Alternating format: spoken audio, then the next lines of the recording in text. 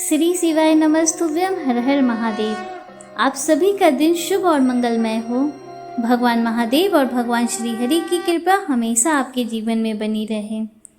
दोस्तों, श्रावण मास महात्म्य में कल की कथा में आपने भगवान शिव और सनत कुमार संवाद में श्रावण मास में किए जाने वाले व्रत अनुष्ठान और रविवार व्रत तथा सोमवार व्रत का वर्णन सुना था।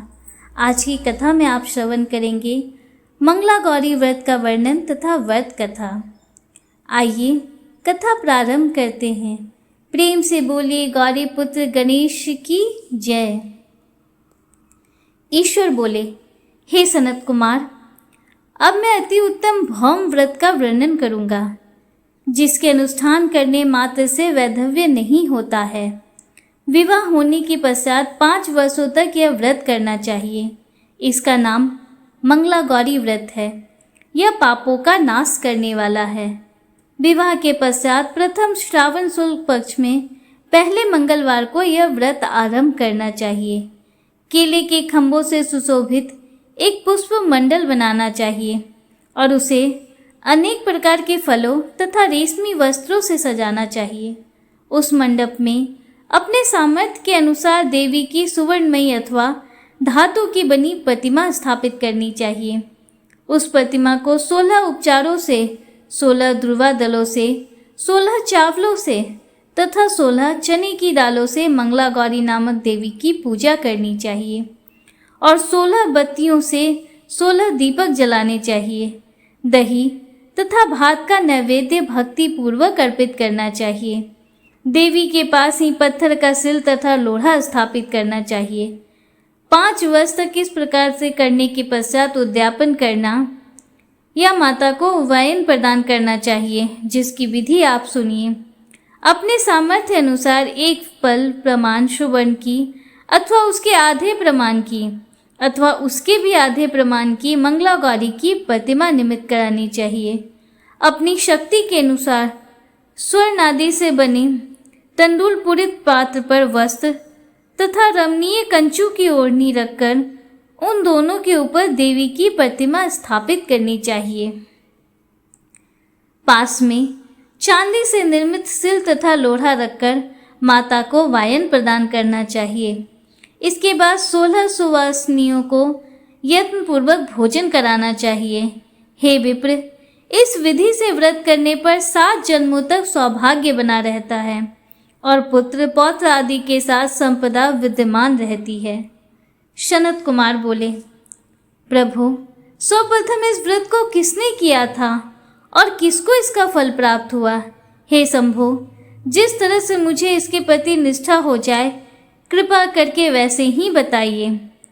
ईश्वर बोले, हे सनत कुमार, पूर्व काल में कुरु देश में श्रुतिकृति नामक एक विद्वान, कीर्तिशाली, शत्रुओं का नाश करने वाला, 64 कलाओं का ज्ञाता तथा धनुर्विद्या में कुशल राजा हुआ था।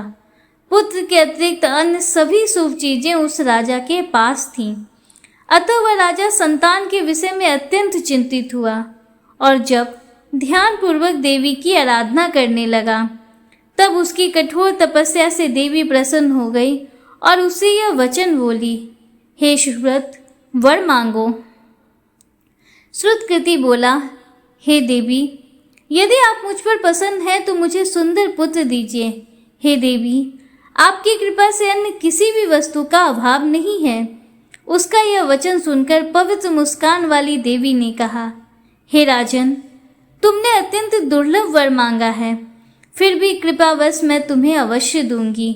किंतु हे राजेंद्र, सुनिए, यदि परम गुणी पुत्र चाहते हो तो वह केवल 16 वर्ष तक जीवित रहेगा और यदि रूप तथा विद्या से विहीन पुत्र चाहते हो तो वह दीर्घजीवी होगा।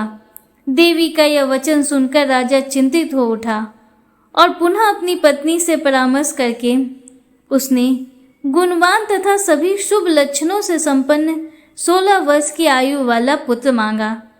तब देवी ने भक्ति संपन्न राजा से कहा, हे नृपनंदन, मेरे मंदिर के द्वार पर आम का वृक्ष है। उसका एक फल लाकर मेरी आज्ञा से अपनी भार्या को उसे भक्षण करने हेतु प्रदान करो, जिससे वह शीघ्र ही गर्भ धारण करेगी। इसमें संदेह नहीं है। प्रसन्न होकर राजा ने वैसा ही किया और उसकी पत्नी ने गर्भ धारण कर लिया। 10वें महीने में उसने देवतुल्य सुंदर पुत्र को जन्म दिया। तब हर्ष तथा शोक से युक्त राजा ने बालक का जातकर्म आदि संस्कार किया और शिव का स्मरण करते हुए उसका नाम चिरायु रखा। इसके बाद पुत्र के 16 वर्ष के होने पर पत्नी सहित राजा चिंता में पड़ गए और वे विचार करने लगे कि यह पुत्र बड़े कष्ट से प्राप्त हुआ है और मैं इसकी दुखद मृत्यु अपने ही सामने कैसे देख सकूंगा। ऐसा विचार करके राजा ने पुत्र को उसके मामा के साथ काशी भेज दिया। प्रस्थान के समय राजा की पत्नी ने अपने भाई से कहा कि कार्तिक का वेश धारण करके आप मेरे पुत्र को काशी ले जाइए। मैंने भगवान मृत्युंजय से पूर्व में पुत्र के लिए प्रार्थना की थी और कहा था कि हे विश्वेश, आप जगत की उत्पत्ति की यात्रा के लिए उस पुत्र को अवश्य भेजूंगी। अतः आप मेरे पुत्र को आज ही ले जाइए और सावधानी पूर्वक इसकी रक्षा कीजिएगा। अपनी बहन की यह बात सुनकर भांजे के साथ वह चल पड़ा। कई दिनों तक चलते चलते वह आनंद नामक नगर में पहुंचा। वहां उसने सभी प्रकार की समृद्धियों से संपन्न वीरसेन नाम वाले राजा का राज रहता था। उस राजा की एक सर्वलक्षण संपन्न युवा अवस्था प्राप्त मनोहर तथा रूप लावण्यमयी मंगला गौरी नामक कन्या थी।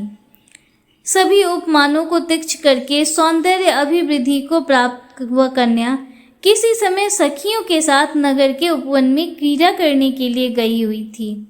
उसी समय वह चिरायु तथा उसका मामा वे दोनों भी वहां पहुंच गए और वहां उन कन्याओं को देखने की लालसा से वहीं विश्राम करने लगे।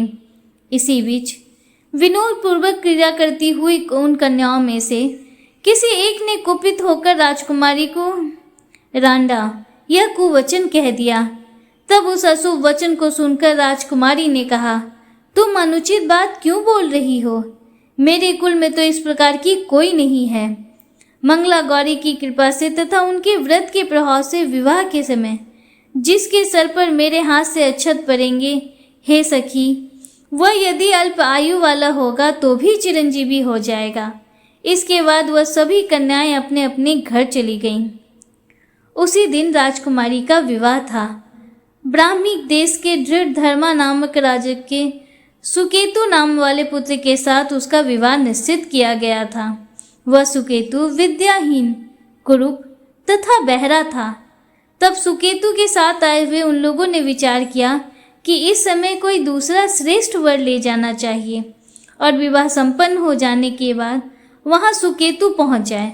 उन लोगों ने चिरायु के मामा के पास जाकर याचना की कि आप इस बालक को हमें दे दीजिए, जिससे हमारा कार्य सिद्ध हो जाए।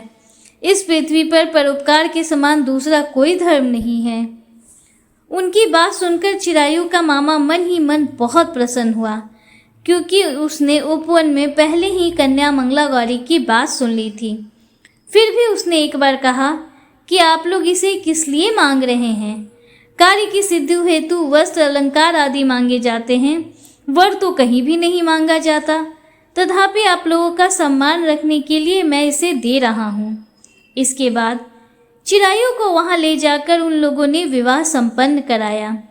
सप्तपदी आदि के हो जाने पर रात्रि में शिव पार्वती की प्रतिमा के समक्ष उस चिरायु ने हर्ष युक्त होकर मंगला गौरी के साथ शयन किया। उसी दिन चिरायु के 16 वर्ष पूर्ण हो चुके थे और अर्धरात्रि में साक्षात्कार सर्प रूप में वहां आ गया। इसी बीच संजोगवश राजकुमारी जाग गई। उसने उस महासर्प को वहां देखा और वो भय से व्याकुल होकर कांपने लगी। तभी उस कन्या ने धैर्य धारण कर 16 उपचारों से सर्प की पूजा की और पीने के लिए उसे दूध दिया। उसने दीनता भरी वाणी में उस सर्प की प्रार्थना तथा स्तुति की। मंगला गौरी प्रार्थना करने लगी कि मैं उत्तम व्रत को करूंगी जिससे मेरे पति जीवित रहें। ये जिस तरह से चिरकाल तक जीवित रहें, आप वैसा कीजिए। इतने में सर्प वहां स्थित एक कमंडलू में प्रवेश कर गया और उस मंगला गौरी ने अपनी कंचुकी से उस कमंडलू का मुंह बांध दिया। इसी बीच उसका पति अंगड़ाई लेकर जाग गया और अपनी पत्नी से बोला, हे प्रिय, मुझे भूख लगी है। तब वो अपनी माता के पास जाकर खीर, लड्डू आदि ले आई और उसके द्वारा दिए भोज्य पदार्थ को उसने प्रसन्न मन से खाया। भोजन के पश्चात हाथ धोते समय उसके हाथ से अंगूठी गिर पड़ी। तांबूल खाकर वह पुनः सो गया। इसके बाद मंगला गौरी कमंडलू को फेंकने के लिए जाने लगी। विधि की कैसी गति है कि उस कमंडलू में से बाहर की ओर जगमग करती हुई हार कांति को देखकर वह आश्चर्यचकित हो गई। घट में स्थित उस हार को उसने अपने कंठ में धारण कर लिया। इसके बाद कुछ रात शेष रहती ही चिरायु का मामा आकर उसे ले गया।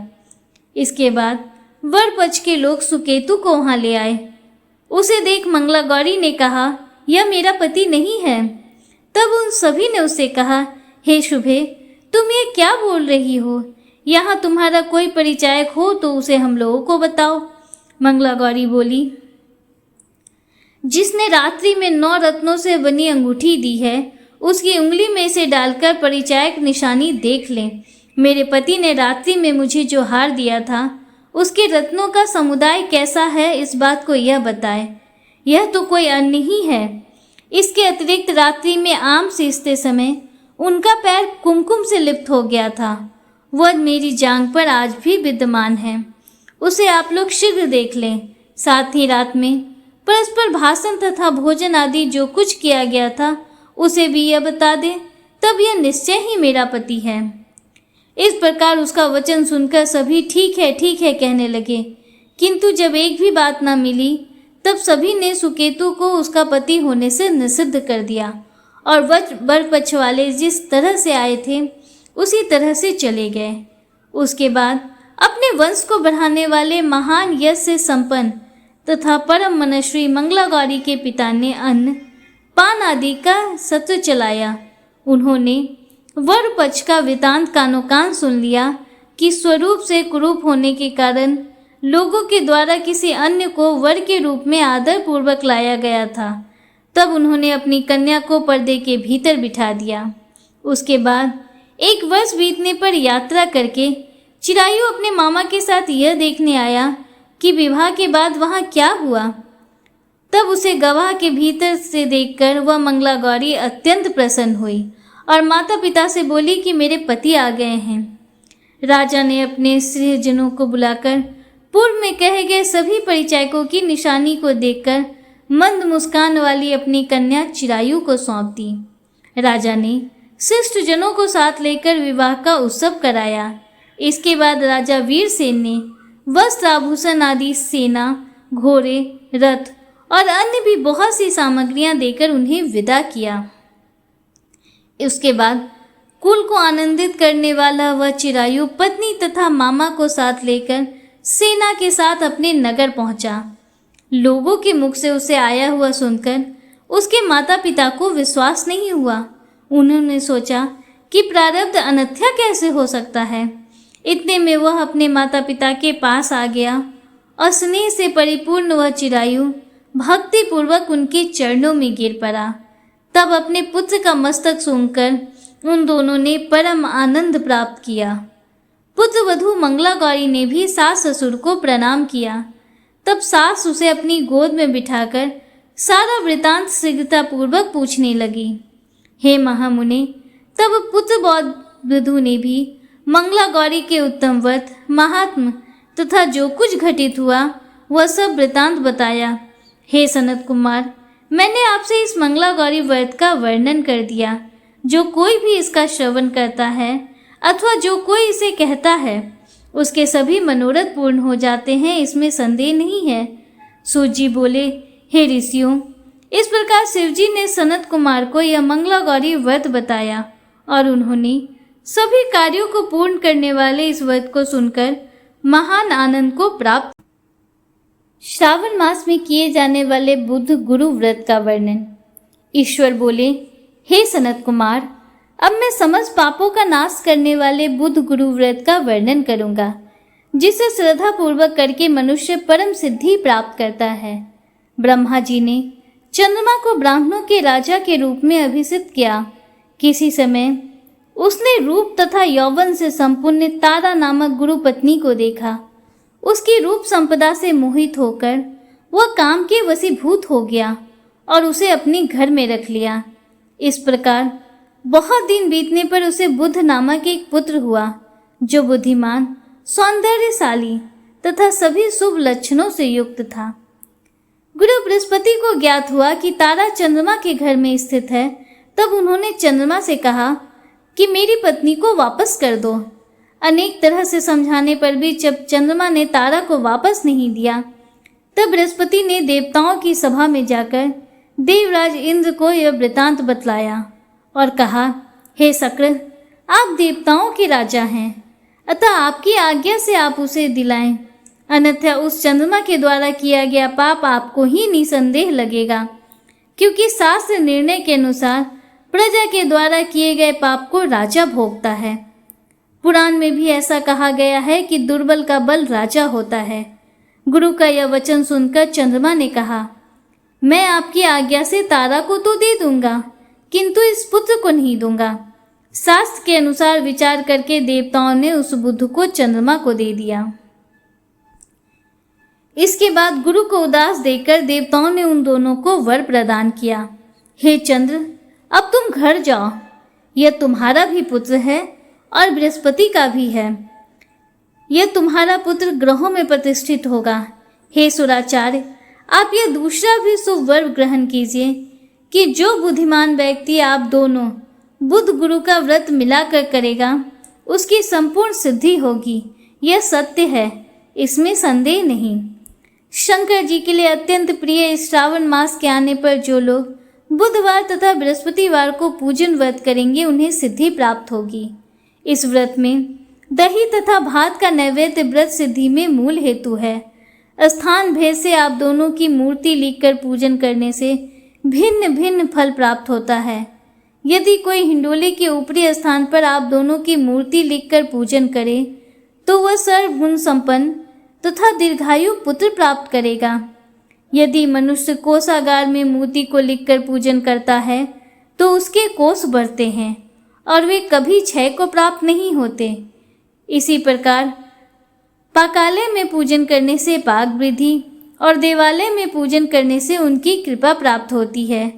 शय्यागार में लिखकर पूजन करने से स्त्री का वियोग कभी नहीं होता।